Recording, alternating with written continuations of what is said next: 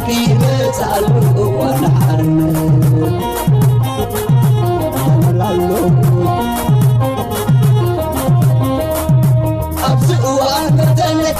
شمت مزمزة نتنقل السبب طولة مسقرزة سرنا مسافتي كلنا بعد ماما سرنا السنزري لا تعصقا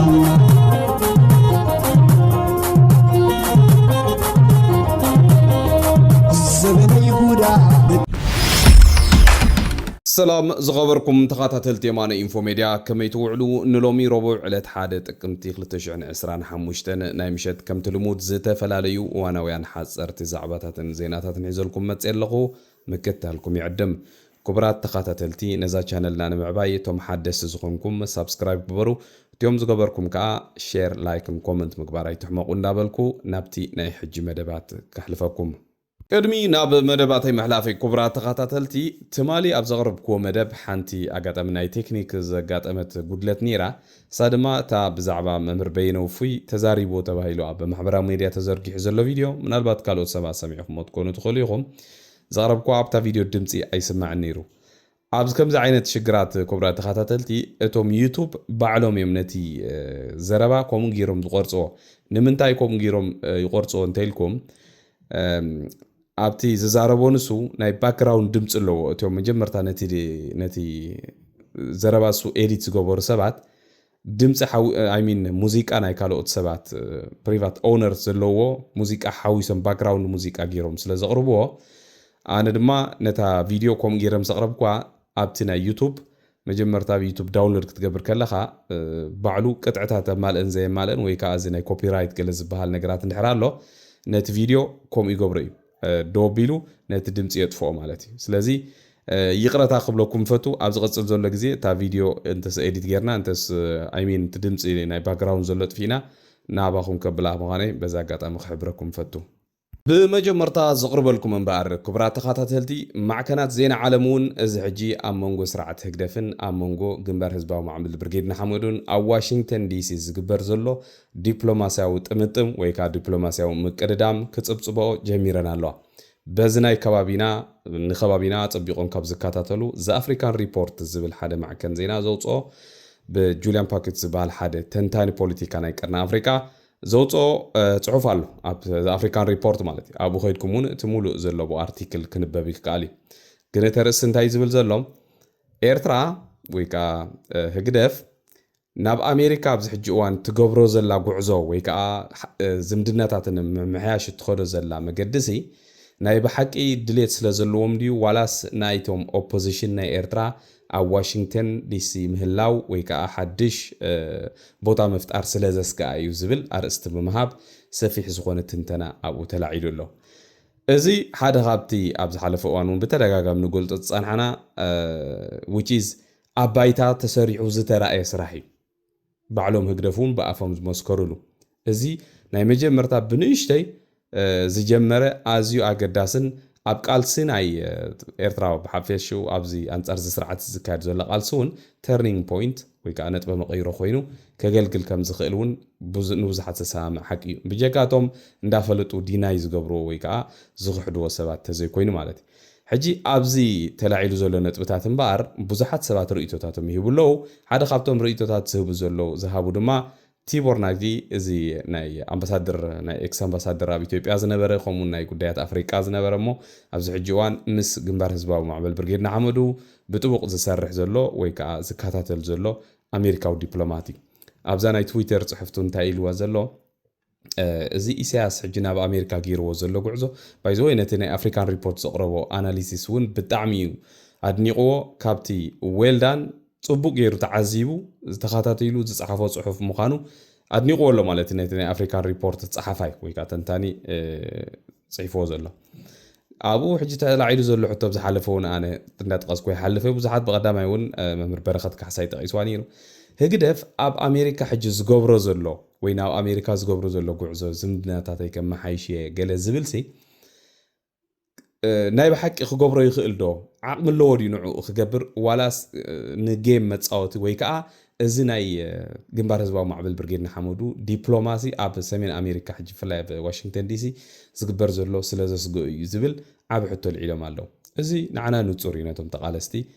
ከምቲ ዝበልኩኹም መምህር በረኸት ካሕሳይ እውን ኣጸቢቖም መቐቢሉ ገሊጽዎ ኣሎ ብሕጂ እውን እናገለጽናዮ ክንከይድ ኢና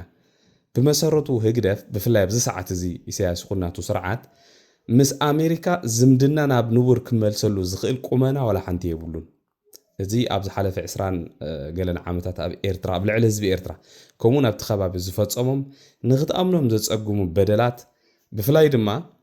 እቲ ብቐሊሉ መሰረታዊ ነገር ተሓቲቱ ክምልሶም ዘይክእል ሕቶታት ስለ ዘለው ህግደፍ እዚ ክገብሮ ኢሉ ዝፅበ ሰብ ወይቶም ደገፍቲ ይኹኑ ካልኦት እንተልዮም ማይ ምሕቋን እዩ ስለዚ እዚ ዝገብሮ ዘሎ ታክቲካል አሊያንስ ዝበሃል ወይ ከዓ እዚ ጌም ናይ ታክቲክ ጌም ተዘይኮይኑ ካልኦላ ሓንቲ ክገብረሉ ዝኽእል ነገር የለን በዚ መሰረት እምበር ኣብ ጉዳይ ዲፕሎማሲ ብፍላይ ጉዳይ ቃልስና ባይታ ወሪዱ ዘሎ እንዳራኣና ብዝለዓለ መልክዑ ኣብ ኩሉ ኩርናዓት ዓለም ክንሰርሓሉ ከም ዝግባእ በዚ ክንከታተል ንኽእል ኢና ማለት እዩ ካልእ ዘቕርበልኩም ኮብራት ተኸታተልቲ ኣብዚ ንኸዶ ዘለና ቃልሲ ብፍላይ ኣብዚ ሕጂ ሰዓት ኣዝዩ ብዙሕ ንኽትዛረበሉ ዘፅላኣካ ብመሰረቱ እውን ብጣዕሚ ተስፋ ዘቁርፅ ነገራት እንዲ ዝግበር ዘሎ ግን ቃልሲ ኢልካ እንተጀሚርካ ቃልሲ ግድን ንጉዳይ ሃገር ወይ ከዓ ንሃገር ነፃ ንኽተውፅእ ጥራሕ ኣይኮንካ እንትቃለስ ነዛ ሂወትካ ክትብል እውን ብዙሕ ዋጋ ትኸፍል ኢኻ እዚ ዝግበር ዘሎ ቃልሲ ድማ ብዙሕ ዋጋ ዝሓተተ ቃልሲ ኣዝዩ ብዙሕ ብፍላይ ብዝሓለፈ ናይ 2-3 ዓመት ዝነበረ ቃልሲ ብዙሕ ነገር ዝተኸፍሎ ቃልሲ እዩ ነዚ ነገር እዚ ምናልባት ብሸለልትነት መልክዕ ዲ ብዝተፈላለየ መገዲ ዋጋ ከም ዘይተኸፍሎ ጌርካ ንምቕራብ ወይ እውን ብዝሕፍር መልክዑ ነቲ ብጾትካ ምሳኻ ዝኸዱ ዝነበሩ መማህርትኻ መተዓቢትኻ መሳድርትኻ እዚ ኩሉ ሽግር እንዳረኸቦም ኩለንትኖኦም ገዲፎም ስድሮኦም ደቆምን ገለን ገዲፎም ነዚ ቃልሲ ኢሎም ዋጋ ዝኸፈሉ ብዋጋ ናቶም ዝላገፁ ዘለው ሰባት ሓንቲ ጽብቕቲ ዝኾነት መልሲ ካብ ሓደ ተባዕ ጅግና ዝኾነ መንእሰይ ተቓላሳይ ሓውና ሳሚ ካብ ሃገር ኣሜሪካ ኣብዛ ቪድዮ ሰማዕኹ ኣላ እሞ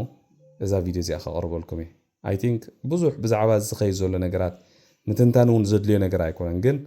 ካብቲ ክበሃል ዝግብኦን ከምዚኦም ዝበሉ ተባዓት መንእሰያት ዝዛረቡን ሓንቲ ቪድዮ ከቕርበልኩም እየ ንዕና ረጂም ቼንጅ ክንገብር ኢና ከም ብርጌድና ሓመዱ ኢልና ተበጊስና ዶ የስ ኣብታ ኸይድ ንሳ ሰባት ኣጥፊና ዶ የስ ቆልዑ ኣዘኽቲምና ዶ የስ ኣንስቱ ኣሕዋትና ሰብኣይ ዘይብለ እንደገዲፍናየን የስ ሕጂ ዳንታ ዳዋምካ እንድሕር ትባላ ዋትስ ኒው ታላ ሓድሽ ነገር ክትከሕድ ደሊኻ መበገሲ ኢኻ ንሱ ይኮነን እንታይ ኮይኑ ከቢድካ ተዕርፍ ኒዕቕካዮ ዝበለፀ ውዳበ ግበረሉ ክትቅየር ደሊኻ ረጂም ቼንጅ ኣይደልኒ ክትብል ደሊኻ what do you want make it clear ኣነ ጽሮ ብውሽጢ ዲኻ ለውጥ ትደል ዘለኻ ደው ኢልካ ነቶም ናይ ውሽጢ ርኸቦም ንዓና ተበፅብፀና ኣብዚ make it clear ኣብ ኤርትራ ሪፎርም ዲኻ ትደሊ ጽገና ዲኻ ትደሊ የስ ሰብ ኣይኩን ኣነ ጽገና እየ ዝኣምን በል ቶም ናይ ጽገና ናባኻ ክመፁኻ ምስቶም ናይ ጽገና ኣሕዋትና ትሰርሕ ፀገም የብሉን we are still brothers ኣሕዋትና still ግን make it clear ሕንፍሽፍሽ ኣይተብሎ ካልእ ዘቕርበልኩም ክቡራት ተኸታተልቲ መቸም ኣነ ብዝሓለፈ እውን ተዛሪበላ ነይረ ህግደፍ ኣብዚ ሰዓት እዚ ብፍላይ ብፕሮፓጋንዳ ደረጃ ክንሪኦ ከለና ኣብ ከም በዓል ዝበሉ ሰባት ምውዳቑ ብጣዕሚ ክንድግፎ እዩ ዝግባእ ማለት እዩ ብሰዓት እዚ ንከምዚኦም ዝበሉ ሰባት ክቕፅሉ ኣብቲ ናይ ህግደፍ ፕሮፓጋንዳ ከማን ክንገድፎም እዩ ዝግባእ ምክንያቱ ውርደት ናይዛ ፍንፍንቲ ዝኾነት ውድብ ኣቃሊዑ ብፅቡቅ ገይሩ ኣበይ ናይ ደረጃ ከም ዘላ ዝገልጽ ሰብ ስለ ዘምጻትልና ማለት እዚ ሰብ እዚ ክጸንሓልና ክእል ኣለዎ ዝገርመኩም ነገር ደገፍቲ ናይቲ ስርዓት ኣብ ሰዓት እዚ ብጣዕሚ እዮም ዘማረሩ ዘለው ብፍላይ ኣብዚ ለመቕነ ዝፍንዎ ዘሎ ቪድዮታት እዚ ሰብ እዚ ክተጥፉልና ኣለኩም እዚ ሰብ እዚ ክሕተተልና ኣለዎ ክእለየልና ኣለዎ የዋርደና ኣሎ እንዳብሉ ብዙሕ እዮም ዝዛረቡ ዘለው ሕጂ ናይዚ ሰብ ዝዛረቡ ዝወዓለ ትማሊ ስቑኢልካ ሕውስውስ ብዛዕባ ኪሮስ ብዛዕባ ውፉይ ብዛዕባ ሰልጠነ ብዛዕባ ካልእ ዘለው ተቃለስቲ ገለ እዚ ንግደፎ ዝሃጠው ቀጠው ናይ ቆልዑ ስለ ዝኾነ በቃ ከምታ ዝበልኩኹም እታ ስርዓት ምንታይ ደረጃ በፂሓ ከም ዘላ ንመፍለጢ ኮነና ንገድፎ ንእግረ መገዱ ብዛዕባ ህግደፍ ኣብ 34 ዓመት ኣብ ኤርትራ እንታይ ሰሪሑ ኣብ ኢትዮጵያ ከንታይ ተሰሪሑ ዝብል ኮምፓየር ክገብር ዝፈተነላ ሓንቲ ብጣዕሚ ትሕፍር ቪድዮ ላ ባይ ዘ ወይ ኢትዮጵያ ኣብ ትሕቲ ኢህአዴግ ትኾን ኣብ ትሕቲ ብልጽግና ብዝኾነ ይኹን መለክዒ ዋላ ብቁጠባ ይኹን ዋላ ብኻልእ ይኹን ብዝኾነ ማለት እዩ ምስ ኤርትራ ዋላ ሓንቲ ዘወዳድር ነገር የብላን ስቲል ክሳብ ሕጂ ኢትዮጵያ monogdofo እታ ክልል ትበሃል ትግራይ ትበሃል ክልል እውን ትማሊ ንግሆ ኣብ በዓል ዓዲግራት ዝበሃል ከተማ ካብ ኤርትራ 35 ኪሎ ሜትር ርሕቀት ዘለዎ ከተማ እንታይ ዓይነት ምዙ ሁሉ ሽግራቶም ምዙ ሁሉ ፖለቲካዊ ቅልውላው ዘሎ ምዙ ሁሉ ናይ ህዝብ ዘይምርግጋእ ምዙ ሁሉ ክባን ዕፅዋን ካልእ እንገለ ኸማን ኣብታ ከተማ እንታይ ዓይነት ህዝባዊ በዓላት ይሓልፍ እቲ ህዝቡ ዝነበረ እንታይ ዓይነት መንፈስ ነይርዎሲ ክንሪኦ ንኽእል ኢና እታ ኤርትራ ግን ኣይኮነን ዶ ከምኡ ክንርኢ ነታ ኤርትራ ኣብ ኤርትራ ዘሎ ህዝቢ እውን ብመሰረቱ ክንሪኦ እውን ኣይንኽእልን ኢና ካብ ዓለም ተነፀለ ህዝቢ ምዃኑ ንጹር ነገር እዩ ብኢንፍራስትራክቸር ተመፂና እሞ ካልእ ጉዳይ ሕጂ ኣብ መወዳእታ ዝገረመትኒ ግን እንታይ ዝብል ዘሎ ኩሎም ባይዘወይ እዚኣ ናይ ብዙሓት ደገፍቲ ስርዓት ህግደፍ ዘረባ እንድያ ኣብ ዝሓለፈ 34 ዓመት ህዝባዊ ግንባር ከተማ ዘይኮነ ሰርሕ ነይሩ ሰብ ይሰርሕ ነይሩ ወይ ርእሲ ሰብ ይሰርሕ ነይሩ ዝብል ዘረባ ኣላ ብጣዕሚ ጽብቕቲ እታ ኣብ ዝሓለፈ 34 ዓመት ዝሰርሓ ዝነበረ ርእሲ ድማ እዛ ትዛረብ ዘላ ቪድዮ እያ ስለዚ መልሳ ባዕሉ መሊስዋ ኣሎ ጽቡቕ ነገሩ ኣብዚኣ እንቋዕ ወደቐታ ጸላኢትና ትበሃል ውድብ ማለት እዩ ብዝኾነ እታ ቪድዮ ስምዑ ኣይኹም ህዝባዊ ግንባር ሓንቲ ኣየ ማዕበላን ነታ ሃገር 34 ዓመት ገለ ይገበረን ኢትዮጵያ ራእይዋ በይ በፂሓላ መቐለ መዓት ፖላሶ ተሰሪሑ ኣብ ሱዳን ከምዚ ተነሪቑ ኣብ ኤርትራ ግን ወላ ሓንቲ ተገብረን ወይ ተገብረን ዘይመግበሩ ኢኹም ነግረኩም ኣነ ጅልኹም ዳ ይርዳእኩም ኒምበር እሶም ፖላሶ ክነጥቁ ከለዉ ህዝባዊ ግንባር ግን ህዝቢ ድነጥቆ ነይሩ ቅድም ህዝቢ ኻኸተኒ أبينك أفليلك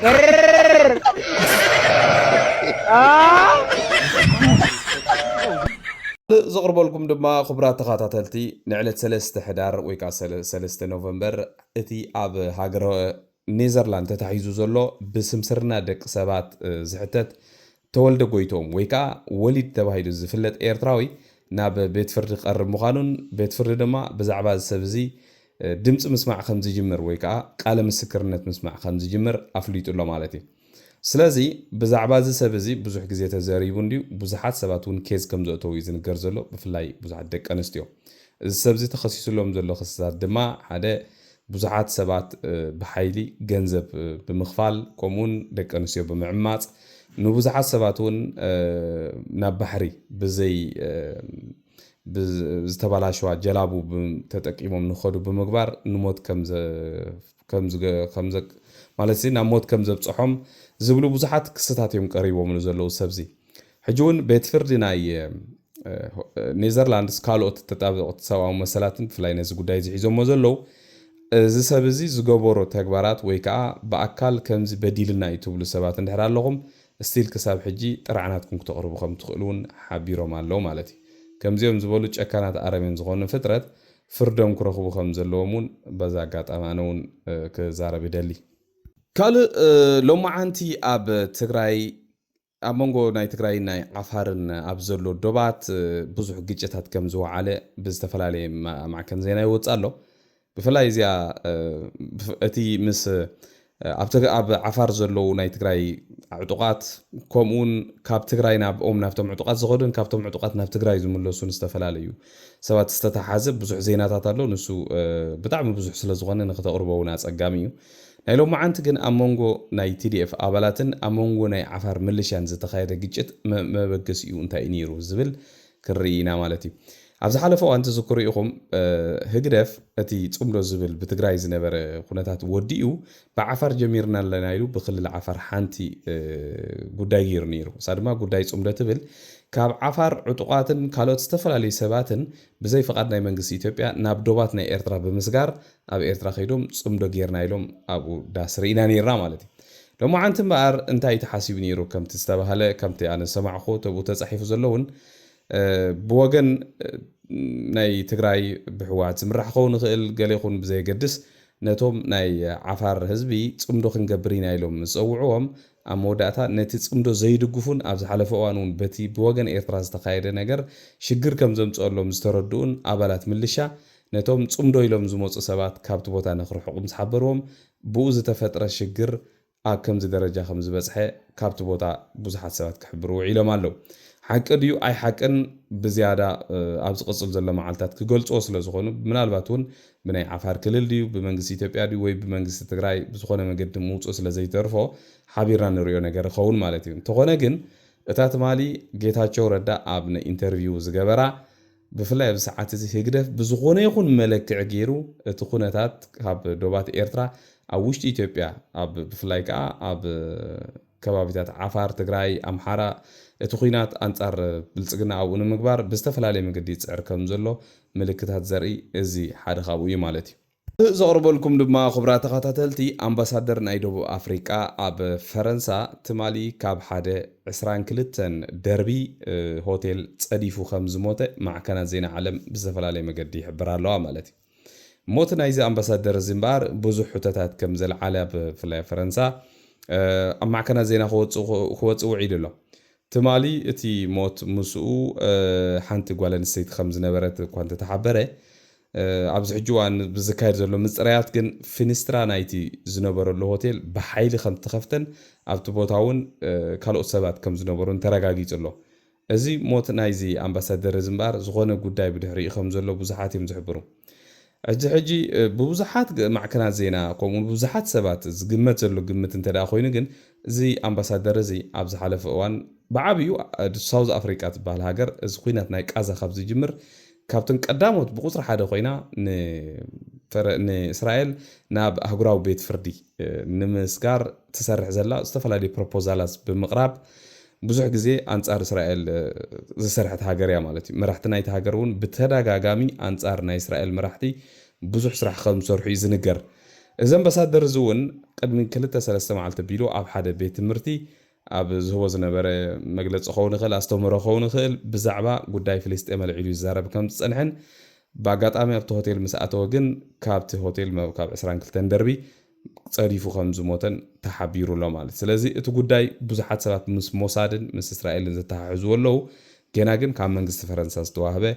ንጹር ዝኾነ ወይ ከዓ ውዱእ ዝኾነ ሓበሬታ የለን ዝኸበርኩም ተኸታተልቲ እምበር ንሎሚ ምሸት ኣዳልየልኩም ዝነበርኩም መደባት ነዚኦም ዝመስሉ ኣብዚ መደብና ዘለኩም ርእይቶታት ከምቲ ናይ ኩሉ ግዜ ብዝተፈላለየ መገዲ ክትገልጹልና ትኽእሉ ኢኹም ንትገብሩልና ምትሕባርን ምትብዓን ድማ ብልቢ ከመስግነኩም ፈቱ ሰሰናይ ንዓኹም በርቂ መጻሉ ወናዓርነ